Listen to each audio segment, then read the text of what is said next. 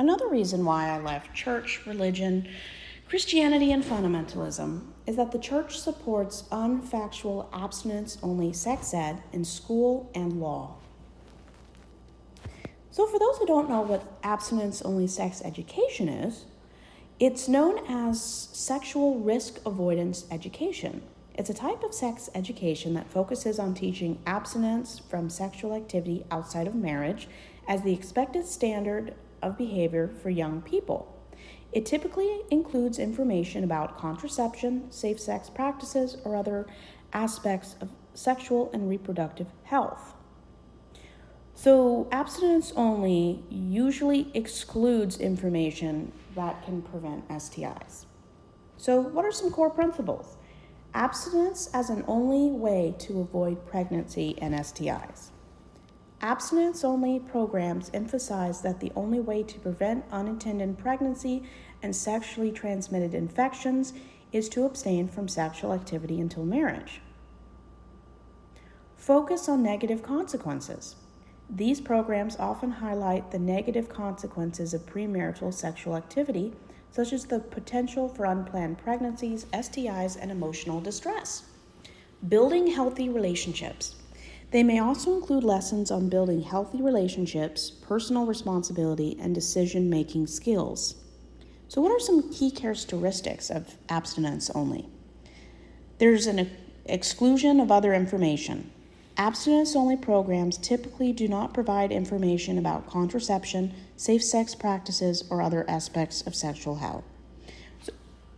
Now, this became very popular in the 1980s due to President Reagan's abstinence-only programs. The statistics prove, and you can Google this, that abstinence-only sex education or states that really do primarily lean toward abstinence only may provide other different education have the highest annual STI rates in America. States that are extremely red, conservative, are the highest STIs. Louisiana, Mississippi, Alaska, the highest gonorrhea, syphilis, and it's terrible. There's a potential for harm. Withholding information about contraception, like condoms, and safe sex practices can put young people at risk for unintended pregnancies and STIs. Abstinence only does very little in educating women about gynecology, birth control, UTIs, staph infections, and women suffer. Women who don't learn very young in life that it's not normal to have pain during certain times of the month. Women who grow up in abstinence-only environments are about 30% more likely to develop a sexual disorder, vaginismus, pelvic floor pain, trauma, PTSD, CPTSD. 1 out of 3 women in high-control religions develop pain associated with traumatic sexual education. Ethical concerns. Some argue that abstinence-only programs raise ethical concerns by withholding potential life-saving information for young people. Kids between the age of 16 and 27 pose the highest threat of contracting a curable or incurable STI. Ineffectiveness. Research suggests that abstinence-only programs are not as effective in delaying sexual activity or reducing rates of unintended pregnancy and STIs compared to factual, safe sex education. Basically, the idea of abstinence-only sex education became big under Reagan. This was during the AIDS crisis, when kids growing up aren't taught about how condoms worn properly ward off 98% of STIs. They don't talk about consent, which less than 25% of U.S. states are required by state or federal law to teach consent and factually based sex education. Abstinence-only education is not factually based. There is no evidence in the past 100 years, no stats, no clinical and scientific recordings that prove that people who hear about sex are more likely to do sex.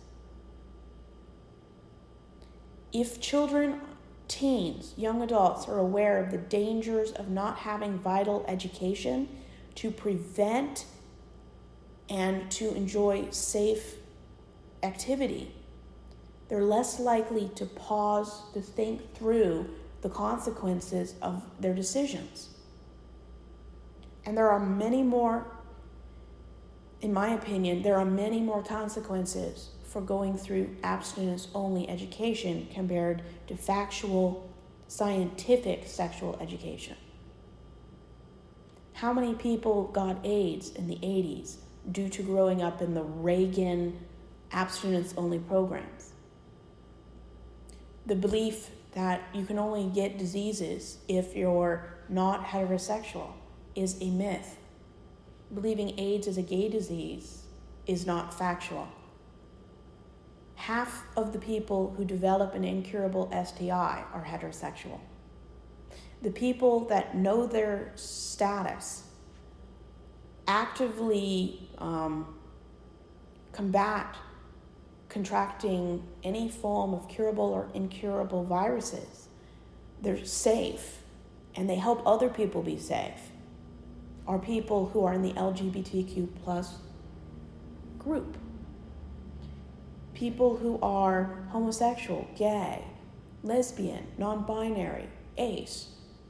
They are the people that get consistently tested and know their sexual status. The group that has the least testing, the least consistent condom use, are heterosexual cis men. On average, 1 out of 3 heterosexual cis men use contraceptives. The burden is usually put on the woman, the cis heterosexual woman, for birth control, to bring condoms, to care about her sexual health. A lot of women get bullied, pressured, or threatened with relationship breaking up if she doesn't forgo safe sexual practices. We live in a country that doesn't even have a federal law nailing down what consent is. Less than 25% of states in America, in their state constitution and bylaws, have what consent is. Which is why in places like Texas, they recently passed a law that fills in a lot of loopholes for assault. And it doesn't matter what people think. It really doesn't. At the end of the day, consent cannot exist if there's a power imbalance.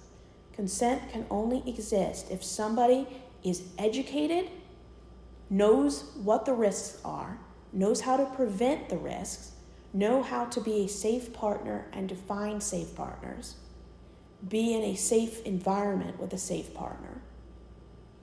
If they can't say no without any repercussions, relationship, social, religious, this is not a safe environment. If there's not enthusiastic, consistent consent that can be revoked at any time and respected and encouraged, you are setting people up to be harmed, even though victims and survivors, it has nothing to do with them. It's in religion, we create an environment where we don't want young people educated about the dangers of abstinence-only education. This is so controversial in the United States that people believe if you talk to a child about being gay, lesbian, or sexual activity, they're going to run out and get it. Actually, If you talk with teenagers and talk openly, inclusively, children and teenagers, the statistics of suicide, depression, dangerous or illicit sexual behavior drops by over 80%.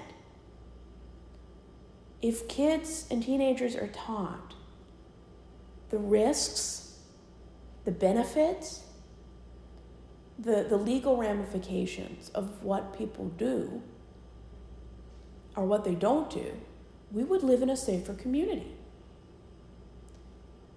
It's actually illegal for anyone under 16 to have sex. So when two 15-year-old people are having sex, it's illegal. If a 16-year-old has sex with somebody and the state legal age of consent is 17, they are breaking the law. And if somebody is under the age of 18 or 19, depending on the state, you should not be having sex with anybody. I think it's 3 or more years older than you is a crime. Plus, if anyone who isn't a teenager wants to have sex with someone who's a teenager, that's creepy. The church creates an environment that makes it easy to offend, easy to hide, easy to keep people ignorant, confused, because they believe that not telling somebody is helping them. It's not. If you love your children, you will educate them with factually based information. If you love your children,